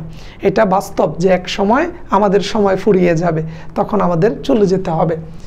চিত্রকল্প 3, সোনার ধান নিয়ে একাকী কৃষক মানুষের মহৎ কর্ম। বলা হচ্ছে আমাদের অনেক কাজকর্ম থাকে এবং আমরা মানুষ হিসেবে অনেক কাজ করি। দিন শেষে মানুষ আমাদের কাজকর্মগুলাকেই নিয়ে যায়, ব্যক্তি বিশেষকে নেয় না। যেমনিতে আমরা দেখি যে মাঝি কৃষকের সোনার ধানগুলা নিয়েছেন, কৃষক যখন উঠতে যাচ্ছেন তখন বলছে যে ঠাই নাই, ঠাই নাই, যেটা আমাদের পৃথিবীর এবং আমাদের জীবনেরই একটা অংশ। চিত্রকল্পে 4-এ বলছে অবলীলায় তরি বেয়ে আসা মাঝি মহাকালের প্রতীক। এই যে অবলীলায় তরি বেয়ে মাঝি এসেছেন, এটা মহাকালের প্রতীক। অর্থাৎ এক সময় মৃত্যু আমাদের কাছে আসবে একেবারে অবলীলায়, আমি না চাইলেও, এবং আমাকে এই পৃথিবী ছেড়ে চলে যেতে হবে। তখন হয়তো আমার শুধু কর্মগুলা থাকবে, কিন্তু আমি থাকবো না। সো এটাকেই এখানে খুব সুন্দর করে ইন্ডিকেট করেছেন। যত বেশি চিন্তা করবো তত বেশি ইজি হবে। সোনার দান এবং তোমার হচ্ছে শিল্প স্রষ্টা কবির সৃষ্টি সম্ভার। তাহলে দেখো এখানে কি বলা হচ্ছে, আমরা যদি একটু পড়ি, কবিতাটিতে সোনার দান শব্দটি ব্যবহৃত হয়েছে প্রতীকী অর্থে। এখানে সোনার দান মূলত শিল্প স্রষ্টা। দেখো শিল্প স্রষ্টা তোমার হচ্ছে কবির সৃষ্টিকর্মের সম্ভার। এ কারণে ফসলরূপী ধানকে তিনি সোনার সঙ্গে তুলনা করেছেন। ধান কাটার সময় খেতে লোক ছিল একজন। ধান কাটার সময় এসেছে বর্ষাকালে, কবিতার সোনার ফসল তুলে দিয়েছেন সোনার তরিতে। মহাকালের চিরন্তন স্রোতে টিকে থাকে মানুষের সৃষ্টি বা মানুষ সৃষ্ট সোনার ফসল। বলা হচ্ছে মহাকালের প্রতীকী, অর্থাৎ জীবনের একটা সময় মানুষ বেঁচে থাকে না, মানুষের কর্মটা বেঁচে থাকে। মহাকালের চিরন্তন স্রোতে টিকে থাকে মানুষের সৃষ্ট সোনার ফসল। সৃষ্টিকর্মকে সোনার ফসল বলা হয়েছে কারণ সৃষ্টিকর্ম অবিনশ্বর। এই যে বললাম যেটা মানুষ মরে যাবে, কিন্তু মানুষের কর্ম, ভালো কাজ, ভালো গুণ, সেগুলো মানে সবসময় থাকে। যেমন নেলসন ম্যান্ডেলা, সে যে বর্ণ বৈষম্য নিয়ে কাজ করেছে, তার কর্ম পৃথিবীতে আজীবন থেকে যাবে। সো যারা দেশের তরে জীবন দিয়েছে পৃথিবীর কল্যাণে, আলফ্রেড নোবেল, নোবেল পুরস্কার চালু করেছেন। আলফ্রেড নোবেল মারা গেছেন সেই 1897 সালের দিকে মনে হয়, কিন্তু আজকে 2000 এত সালে 25, 26, 27, 28, 30, 32 সালে এসেও আমরা তার কথা মনে করছি এবং ভবিষ্যতে করব। এটাই তো মানুষের সৃষ্টিকর্মটা সবাই মনে রাখে। তারপর বলা হচ্ছে যে দুর্যোগপূর্ণ আবহাওয়ায় আগন্তুক মাঝির সোনালী ফসল নিয়ে, তারপর বলা হচ্ছে চিরায়িত শিল্পলোকের প্রতীক তরুণীকে বা তরুণীতে সোনার ফসল রূপে ঠাই হয় মানুষের মহৎ সৃষ্টিকর্ম। যেটা বলা হচ্ছে যে মানুষের মহৎ কাজগুলো ঠাই হয়, ব্যক্তির হয় না। ব্যক্তি সত্তা মহাকালের কোরাল গ্রাসের শিকার হলেও টিকে থাকে ব্যক্তির মহৎ বা সৃষ্টিকর্ম। ওই এক কথাই বারবার বলা হচ্ছে যে ব্যক্তি বিশেষের ঠাই হয় না, ঠাই হয় তার কর্মের। তারপরে যদি একটু সামনের দিকে আগাই, সোনার তরী, জগৎ সংসার মহাকাল প্রবাহমান সময়। সোনার তরী কবিতায় সোনার তরী বলতে জগৎ সংসার মহাকাল প্রবাহমান সময়কে বোঝানো হয়। সোনার দান বলতে কৃষকের শ্রেষ্ঠ ফসল, শিল্প স্রষ্টা কবির সৃষ্টি সম্ভার। ঠিক আছে, তারপরে যদি দেখি যে উদ্ধৃতি বা উদ্ধৃত গুচ্ছ বিপদের অবস্থাকে বোঝায়। অর্থাৎ এই কবিতায় যে লাইনটাকে বিপদ বোঝানো হচ্ছিল, ভরা নদী খুরো দ্বারা খর পরশা, চারিদিকে বাঁকা জল করিছে খেলা। অর্থাৎ বলা হচ্ছে ভরা নদী খুরো দ্বারা খর পরশা, সময় চলে যাচ্ছে, চারিদিকে বাঁকা জল খেলা করতেছে। যে দেখো চারিদিকে বাঁকা জল করিছে খেলা, কালের গর্বে সব কিছু হারানোর সংখ্যা কৃষক রূপী কবির অসহায়ত্ব। অর্থাৎ সময় চলে যাচ্ছে, আমি দিন শেষে কাজ করছি তো, সময়টাকে উপভোগ করছি তো, সময় কিন্তু সময়ের মতো চলে যাচ্ছে। কৃষকের শূন্য নদীতেও পড়ে থাকা নির্দেশ। দেখো কৃষকের শূন্য নদীতেও পড়ে থাকা নির্দেশ করে তার একাকিত্ব, অসহায়ত্ব। অর্থাৎ দিন শেষে যখন কৃষক বলছে যে শূন্য নদীর তীরে একা বসে বসেছিল ঋণে, এরকম লাস্টের লাইনটা ছিল যে সব কিছুর শেষেও কৃষক একা নদীর তীরে বসে আছে, কেউ নাই। তো এটা জীবনের একাকিত্ব এবং অসহায়ত্বকে বোঝানো হচ্ছে। কবিতায় যেসব পংক্তি কবির নিঃসঙ্গতাকে প্রকাশ পায়, আমি একালা রহিনে পড়ি, এই যেটার কথা বলছিলাম। কবির শূন্য নদীর তীরে পড়ে থাকার কারণ সোনার তরী কবিকে স্থান দেয়নি, কারণ সোনার তরীতে শুধু কবির ফসলগুলা বা জীবনের কর্মগুলাকে গুরুত্ব দেওয়া হয়েছে। সোনার তরী পরিপূর্ণ হয়ে গিয়েছে, তরীতে আর জায়গা নাই তাকে নেয়ার। মহাকাল শুধু কবির কর্মকে স্থান দেয়, কবিকে নয়। যাহা ছিল নিয়ে গেল সোনার তরী চরণটি নির্দেশ করে কৃষকের অসহায়ত্ব মহাকালের কাছে ব্যক্তি মানুষের মূল্যহীন। অর্থাৎ দিন শেষে সময়ের কাছে আমরা সবাই অসহায়, একদিন মারা যেতে হবে এবং পৃথিবী ছেড়ে চলে যেতে হবে। মহাকালের কাছে আমরা সবাই অসহায়, বয়স বাড়বে, আমরা বুড়ো হব, এটা পৃথিবীর নিয়ম। শ্রাবণ, গগন, মেঘ বা বর্ষাকাল। দেখো আমাদের দেশে আষাঢ় শ্রাবণ এই 2 মাস বর্ষাকাল। এ সময় ভারী বৃষ্টিপাত হয়, আকাশ মেঘাচ্ছন্ন থাকে দিনের বেশিরভাগ সময়। ভরা বর্ষার এই সময়টাকে বোঝাতেই কবিতাতে শ্রাবণ গগন শব্দটি ব্যবহার করা হয়েছে। শ্রাবণ গগন ঘিরে ঘুরে ফিরে ঘন মেঘ আসে।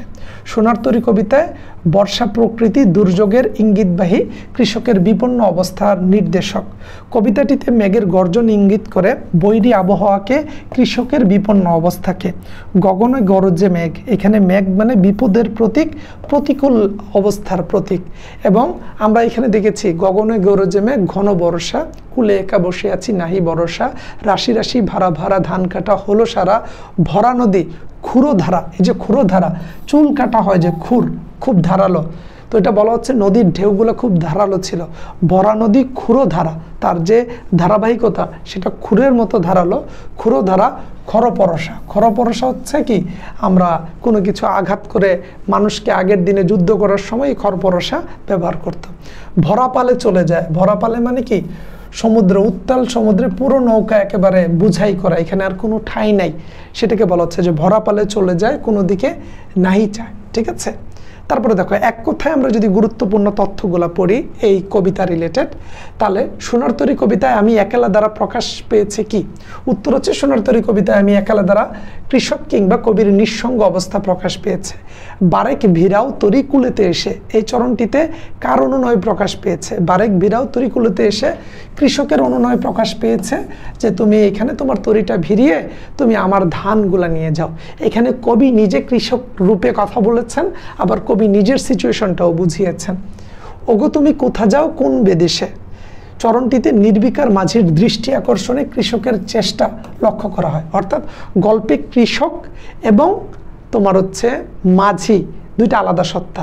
কৃষক এবং কবি একই ব্যক্তি, কিন্তু মাঝি ছিল আলাদা ব্যক্তি, তাই গল্পে কৃষক কিংবা কবি ছাড়াও মাঝি ছিল শুধু। ভরা পালে তরি বেয়ে কে আসে পারে, এখানে মাঝি আসে। সোনার তরী কবিতায় কোন ঋতুর কথা উল্লেখ আছে? বর্ষা ঋতু। কৃষক ওগো বলে কাকে সম্বোধন করেছে? মাঝিকে। মহাকালের চিরন্তন স্রোতে কি টিকে থাকে? মানুষের সৃষ্টি বা মানুষ সৃষ্ট সোনার ফসল। অর্থাৎ মহাকালে মানুষের কর্মগুলো টিকে থাকে, মানুষের কোনো ব্যক্তি বিশেষের গুরুত্ব থাকে না। সোনার তরী আমরা যদি দেখি, সোনার তরীতে সোনার তরী শব্দটা হচ্ছে অলুক তৎপুরুষ। আমরা যদি সমাসের দিকে দেখি, সোনারদান শব্দটি হচ্ছে অলুক তৎপুরুষ সোনারদান শব্দটি, অর্থাৎ এখানে সমাসের কথা বলা হচ্ছে যে এই বাক্যে মানে এই কবিতায় ব্যবহৃত শব্দগুলো কোনটা কোন সমাস। পরীক্ষায় অনেক সময় আসে, বিশ্ববিদ্যালয় ভর্তি পরীক্ষায় কিংবা এইচএসসির বাংলা দ্বিতীয় পত্রেও আসতে পারে যে সোনার তরী এটা কোন ধরনের সমাস। যেহেতু এখানে কোনো পরিবর্তন নাই তাই অলুক তৎপুরুষ। সোনার ধান অলুক তৎপুরুষ। বাঁকা জল, বাঁকা যে জল সাধারণ কর্মধারায়। তরু ছায়া, তরুর ছায়া ষষ্ঠী তৎপুরুষ। শ্রাবণ গগন, শ্রাবণ মাসের গগন মধ্যপদ লোপী কর্মধারায়। মধ্যপদ লুপ্পে অর্থাৎ মধ্যপদ হারিয়ে গিয়ে যে সমাস হয় তাকে মধ্যপদ লোপী কর্মধারায় বলা হয়। আমাদের সমাসের ক্লাসে এগুলো আমরা ডিটেলস আলোচনা করব। তারপরে দেখো নদীকুল মানে নদীর কুল ষষ্ঠী তৎপুরুষ। ভরা নদী, ভরা যে নদী সাধারণ কর্মধারায়। ভরা পাল, ভরা যে পাল সাধারণ কর্মধারায়। ঘন মেঘ, ঘন যে মেঘ সাধারণ কর্মধারায়। থরে ভিতরে, থরেও ভিতরে দ্বন্দ্ব সমাস। তাহলে আমরা কবিতায় পাওয়া যে শব্দগুলা যে সমাস থেকে নেওয়া হয়েছে সেই সমাসগুলা দিয়ে দিয়েছি, যাতে বিশ্ববিদ্যালয়ের ভর্তি পরীক্ষা কিংবা এইচএসসি বাংলা দ্বিতীয় পত্রে সমাস রিলেটেড প্রশ্ন আসলে এখান থেকে যদি কোনোভাবে প্রশ্ন করা হয় তুমি যেন সজাগ সচেতন থাকো। তারপরে যদি একটু দেখো, আমরা শুদ্ধ উচ্চারণ যদি দেখি, রবীন্দ্র শব্দের শুদ্ধ উচ্চারণ হবে রবীন্দ্র, শ্রাবণ শব্দের হবে শ্রাবণ, প্রভাত বেলা হবে প্রভাত বেলা, শূন্য শব্দের উচ্চারণ হবে শূন্য, সন্ধি নিষ্পন্ন শব্দ হচ্ছে বারেক, বরযুগ এক, এটা হচ্ছে বারেক, ক্ষণযুগ ইক ক্ষণিক। পরীক্ষায় আসতে পারে যে সোনার তরী কবিতায় বারক শব্দটি কিভাবে গঠিত হয়েছে, সন্ধি যুগে, প্রত্যয় যুগে, সমাস যুগে, কারক যুগে, এরকম 4টা অপশন যদি দেয় তখন কিন্তু তোমাকে বলতে হবে যে সন্ধি নিষ্পন্ন শব্দ হচ্ছে বারেক এবং ক্ষণিক। আবার সমাসবদ্ধ শব্দ হচ্ছে তরুছায়া। পরীক্ষা যদি আসে তরুছায়া শব্দটি কিভাবে গঠিত হয়েছে, সমাস যুগে, সন্ধি যুগে, প্রত্যয় যুগে, এভাবে 4টা অপশন দিলে তখন বলতে হবে সমাস যুগে। সো এই তথ্যগুলোকে একটু দেখে রাখলে তোমার জন্য ভালো, পরীক্ষায় আসার মতো সব জিনিস দিয়ে দিয়েছি। আমরা যদি কবিতার মূল আলোচনাটাতে যাই, দেখো সোনার তরী একটি রূপক কবিতা, শুরুতে মাথায় রাখবে রূপক। এখানে একটা কল্পনার মাধ্যমে পুরো কবিতাটা বলা হয়েছে। এখানে বর্ষাকালীন প্রতিকূল পরিবেশে ধান কাটতে যাওয়া এক কৃষকের অসহায়ত্ব ফুটে উঠেছে। চারপাশে প্রবল স্রোতের বিস্তার, এমনই একখানি ছোট ক্ষেতের মাঝখানে সোনার ধান নিয়ে অপেক্ষার প্রহর গুনছেন এক বিপন্ন কৃষক। আকাশের ঘন মেঘ আর ভারী বর্ষণে পাশের খরস্রোতা নদী হয়ে উঠেছে আরও হিংস্র ও ক্ষিপ্ত। অদ্ভুত পরিস্থিতিতে নিঃসঙ্গ কৃষকের মনে দানা বাঁধতে থাকে অজানা আশঙ্কা। এমন সময় সেখানে ভরা পালে সোনার তরী বেয়ে আসে এক রহস্যময়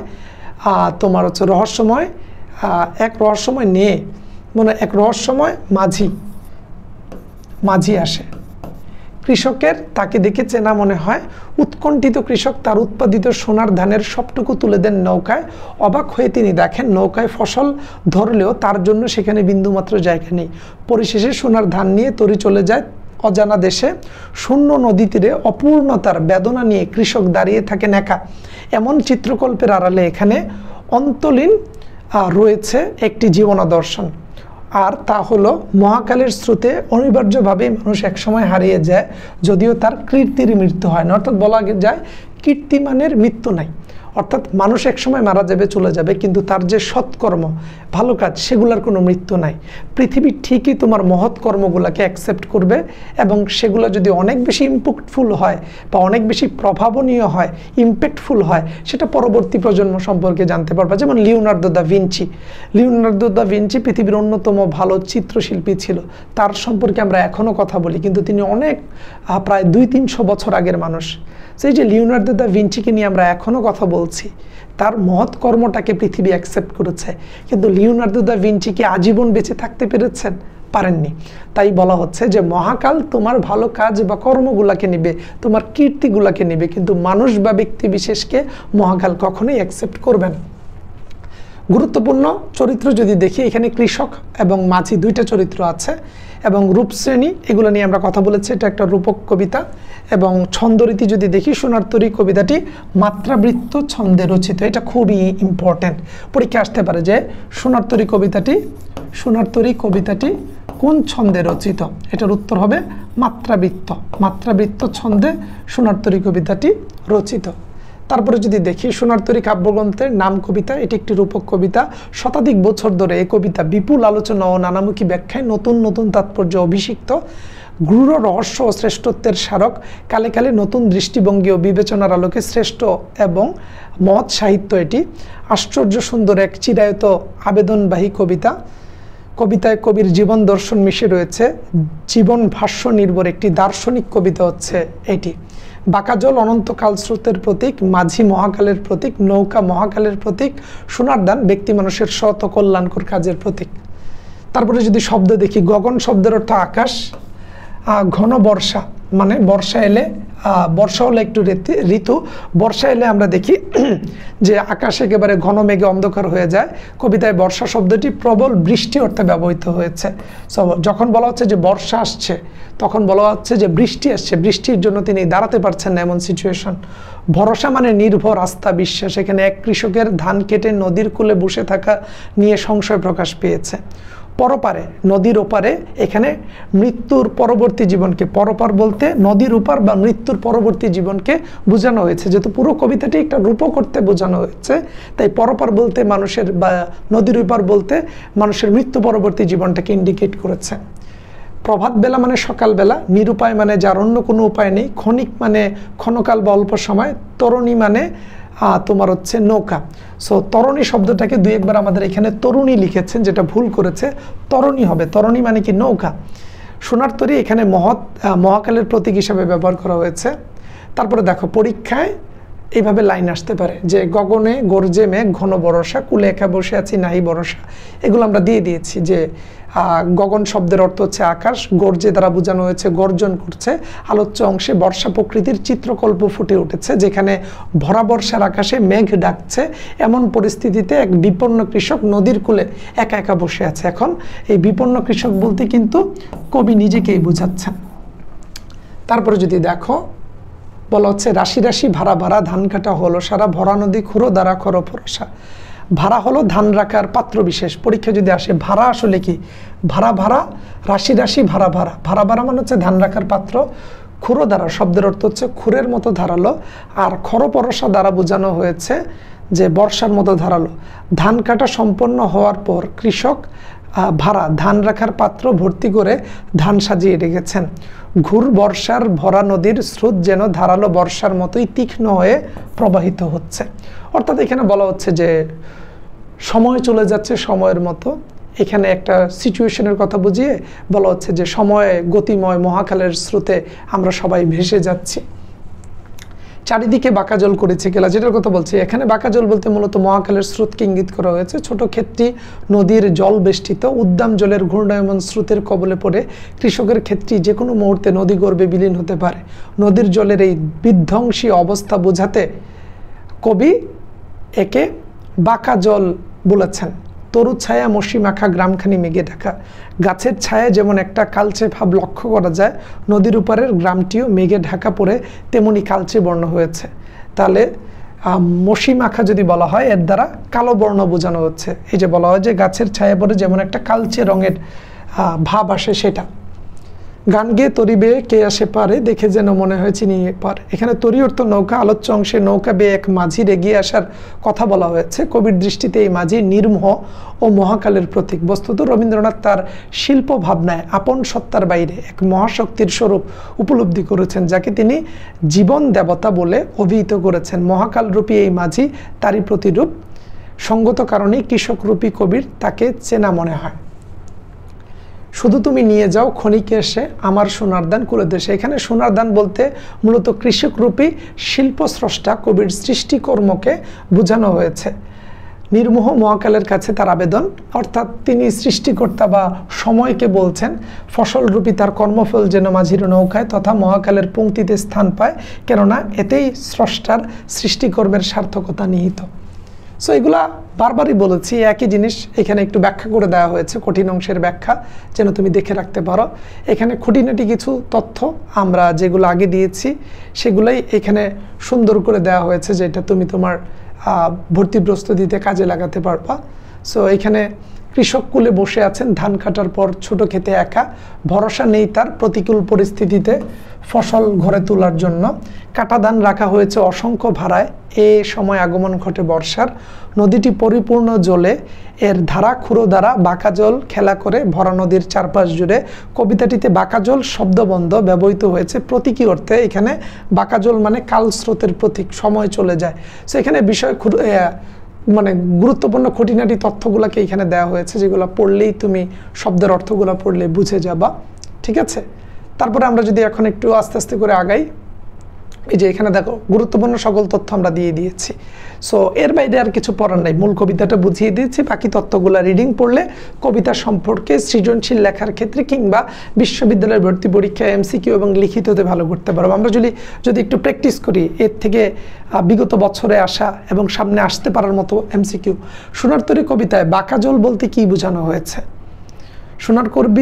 সোনার তরী কবিতায় বাঁকা জল, চারিদিকে বাঁকা জল করিছে খেলা। বাঁকা জল বলতে কি তোমার মহাকাল, নাকি কাল স্রোত, নাকি কবির সৃষ্টিকর্ম? এখন কবির সৃষ্টিকর্ম বলতে সোনার ধানকে বোঝানো হয়েছে, এটা আমরা জানি। কবির ব্যক্তিসত্তা বলতে তো তার নিজেকে ঠাই নাই ছোট সে তরী, সে নিজে উঠতে চেয়েছে। সো এখানে দেখবা যে তোমার বাঁকা জল বলতে বোঝানো হয়েছে আসলে কাল স্রোতকে। এখানে বাঁকা জল মানে হচ্ছে কাল স্রোত, আর মহাকাল বলতে ওই সোনার তরী বা মাঝিকে বোঝানো হয়েছে। সোনার যে তরী সেটা হচ্ছে মহাকালের প্রতীক, সোনার তরী। কিন্তু বাঁকা জল বলতে কাল স্রোতে যে সময় বহমান, চারিদিকে বাঁকা জল করেছে খেলা, সময় আমাদের কাছে আছে, ধীরে ধীরে চলে যাচ্ছে। তারপরে যদি দেখো খরপরশা শব্দের আবিধানিক অর্থ কি? খরপরশা মানে কি? ধারালো বর্ষা, ভরা নদী ক্ষুরো ধারা, খরপরশা ধারালো বর্ষা, যে ধারালো বর্ষা দিয়ে মানুষকে হত্যা করতো, আঘাত করতো, কেউ মাছ মারতো। তো খরপরশা দ্বারা ধারালো বর্ষা, অর্থাৎ নদীর ঢেউগুলা এতটা ধারালো সেটা বোঝাতে খরপরশা এবং ক্ষুরোধারা দুইটা রূপক অর্থ ব্যবহার করেছেন। কাটিতে কাটিতে ধান এলো বর্ষা, এটা নিরন্তরতা বোঝায়, এটা নিরন্তরতা, অর্থাৎ কাটিতে কাটিতে কাটতেই আছে, নিরন্তরতা, একসাথে কাটা বোঝায়। আর বিলম্ব মানে দেরি করা, সমাপ্তি মানে শেষ, সম্ভাবনা মানে সুযোগ। তো কাটিতে কাটিতে ধান এলো বর্ষা, কাটিতে কাটিতে বলতে তো বোঝানো হচ্ছে যে নিরন্তরভাবে শুধু এক নাগারে কেটেই যাচ্ছেন। তারপরে দেখো সোনার তরী কবিতায় সোনার দান কথাটি কতবার ব্যবহার হয়েছে? সোনার দান কবিতার এই শব্দটি কি 2 বার ব্যবহার হয়েছে না 4 বার বলো তো? এক্স্যাক্টলি 2 বার ব্যবহার হয়েছে, যেটা শুরুতেই আমরা লিখে দিয়েছিলাম। তারপরে যদি দেখো যত চাও তত লো বাক্যটিতে কি ধরনের বাক্যের উদাহরণ? আমরা বলেছি যে সাপেক্ষ সর্বনাম, যত তত যারে তারে, 2টা সাপেক্ষ সর্বনামের উদাহরণ আছে আমাদের এই কবিতাতে। কাটিতে কাটিতে দান এলো বর্ষা, এটা নিরন্তরতা। সোনার তরী কবিতায় রূপক করতে ফুটিয়ে তোলা হয়েছে কি? মানুষের পার্থিব চেতনা, মানুষের অবিনশ্বর চেতনা, মানুষের কর্মফল চেতনা, মানুষের আধ্যাত্মিক চেতনা। সো এখানে তো আমরা মূলত দেখেছি যে মানুষের যে কর্মফল চেতনা সেটাকে রূপক করতে সোনার ধান বলে ফুটিয়ে তোলা হয়েছে। সো রূপক করতে আমরা যদি বলি কোনটা? সোনার ধানকে রূপক করতে মানুষের কর্মফল বোঝানো হয়েছে। যেও যেথা যেতে চাও, যারে খুশি তারে দাও, চরণ দুটি কার? অবশ্যই রবীন্দ্রনাথ ঠাকুরের সোনার তরী কবিতার। ঠাই নাই ছোট সে তরী, ড্যাশ সোনার ধানে গিয়েছে বড়ি। তাহলে কিভাবে আসবে দেখো, কবিতায় কিভাবে লেখা? আমার নাকি আমারই, নাকি তোমার নাকি আমারই? তাহলে আমরা জানি আমারই সোনার ধানে। এখন তোমার মাথায় রাখতে হবে আমারই, এটা কি কবিতা এভাবে লেখা হয়েছে নাকি এভাবে লেখা হয়েছে? তার মানে দেখো কবিতার প্রতিটা শব্দকে আমরা যদি গুরুত্বপূর্ণভাবে না দেখি তাহলে সঠিক উত্তরটা কিন্তু কখনোই বুঝবো না, আমাদের জন্য ঝামেলা হয়ে যাবে। আমরা এই দুইটাতে তালগোল পাকায় ফেলবো, আমরা বুঝবো হয়তো আমারই, কিন্তু কবিতায় কিন্তু আমারই শব্দটা এইভাবে লিখেছেন। তারপর যদি দেখি ওগো তুমি কোথা যাও কোন বিদেশে, এখানে তুমি বলতে কাকে বোঝানো হয়েছে? কবি মাঝিকে বলেছেন। ওগো তুমি কোথা যাও কোন বিদেশে, বারেক ভিড়াও এসে তরিতে, বা বারেক ভিড়াও তুমি তরিতে এসে। তারপরে দেখো তরু ছায়া কোন রঙের? আমরা বলেছি একটু কালচে রঙের, গ্রামখানি মেঘে ঢাকা, তরু ছায়া মৌসুমাখা। তরু ছায়া মানে কি? গাছের ছায়ায় যে একটা রং আসে, তাহলে গাছের ছায়া তো কিছুটা কালচে অন্ধকার রঙের হয়, তাই তরু ছায়া কোন রঙের হবে? কালো রঙের। তারপরে দেখো কাকে দেখে চেনা মনে হয়? মাঝিকে বা আগন্তুককে? এখানে মাঝিকে, আবার আগন্তুক ভেবো না, এখানে কিন্তু দুইটাই চরিত্র, কবি আর মাঝি, কৃষক আর মাঝি। কবিতায় চিরায়িত শিল্পলোকের প্রতীক হিসাবে ব্যবহৃত হয়েছে কি? চিরায়িত শিল্পলোকের প্রতীক হিসাবে সোনার তরী নাকি বিদেশ? সোনার ধান নাকি শূন্য নদী? শূন্য নদী না সোনার তরী না, বিদেশ নাকি সোনার তরী? সো বিদেশ শব্দটা তুমি পেয়েছ, তাই না? তাহলে দেখো কবিতায় চিরায়িত শিল্পলোকের প্রতীক বলতে বিদেশের কথা বলা হয়েছে, যে ওগো তুমি কোথা যাও কোন বিদেশে। বিদেশ বলতে চিরায়িত শিল্পলোকের প্রতীক, অর্থাৎ মানুষ একসময় মারা যাবে, হারিয়ে যাবে কালের গহ্বরে, সেই জিনিসটাই বিদেশ বলতে পরপারকে বোঝানো হয়েছে। কবিতায় অগো বলতে অবশ্যই মাঝিকে বলেছেন। গরজ শব্দের অর্থ কি? গর্জন করা, গগনে গর্জে মেঘ মানে গর্জন করছে।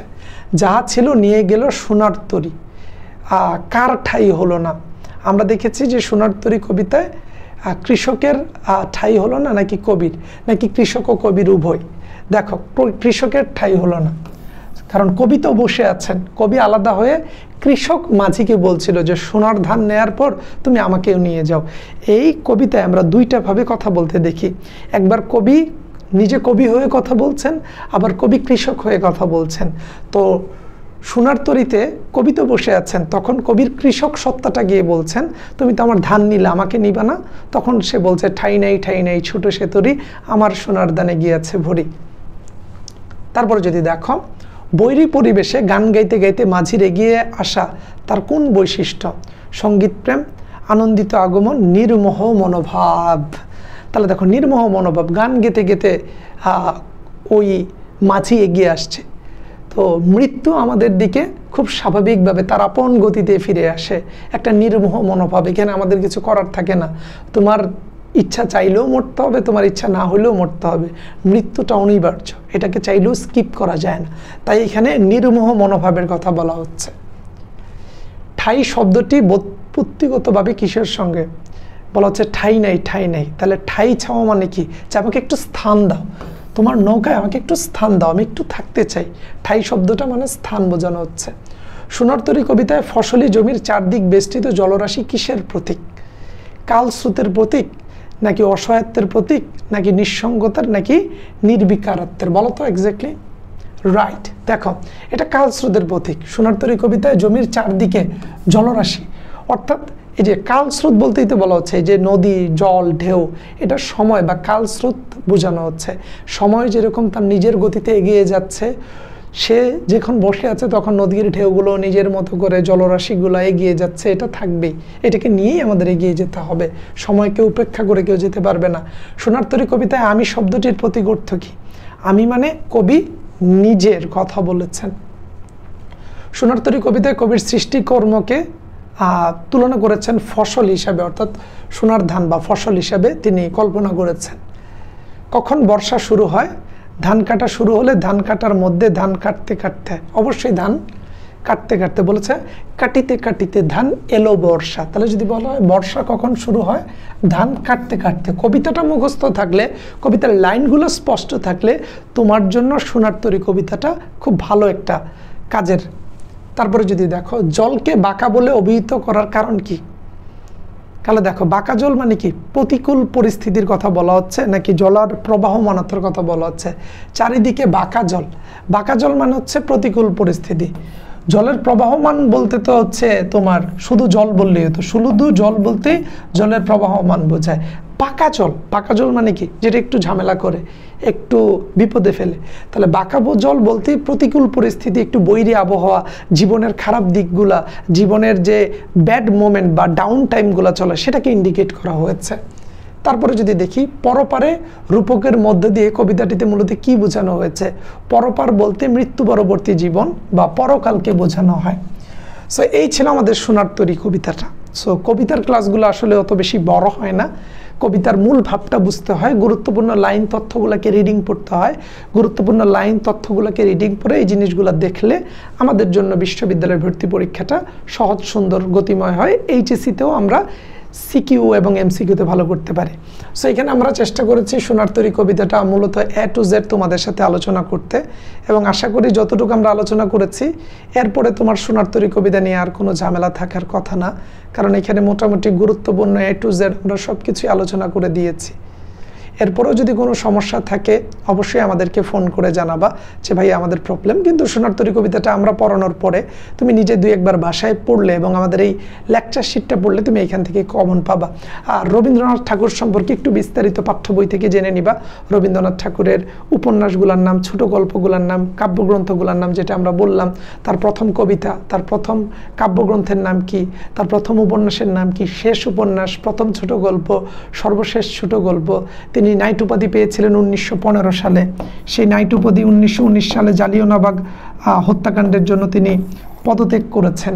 সো এই তথ্যগুলোকে একটু খুঁটিনাটি জেনে রেখে, জন্ম মৃত্যু সালগুলোকে একটু দেখে রেখে, তার সাহিত্যিক ছদ্মনাম ভানুসিংহ ঠাকুর, এবং আমরা যেই সোনার তরী পুরো গল্পটাকে কবিতাটাকে আমরা শেষ করেছি, আমি যেভাবে পড়িয়েছি সেভাবে A to Z শেষ করলে আমার মনে হয় এবার পরীক্ষায় তুমি সোনার তরীক থেকে ভালো ফলাফল করবা।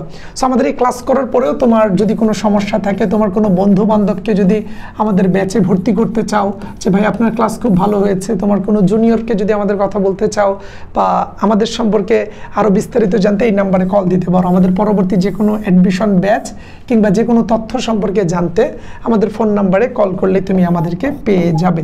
সো এটা হচ্ছে আমার পার্সোনাল ফোন নাম্বার এবং হোয়াটসঅ্যাপ নাম্বার, এটাতে নক দিতে পারো অথবা আমাদের পেজে SMS করে দিলেও আমরা মোটামুটি A to Z সব কিছু তোমাকে ক্লিয়ার করে দিবে। এবং যারা পেইড ব্যাচের আছো, ক্লাস শেষে অবশ্যই আমাদের ওয়েবসাইট থেকে PDF-টা পড়ে নিবে এবং ঠিকঠাকভাবে গুছিয়ে পড়তে পারলে তোমার পক্ষে ভালো করা সম্ভব। সবার জন্য শুভকামনা রইল। আসসালামু আলাইকুম।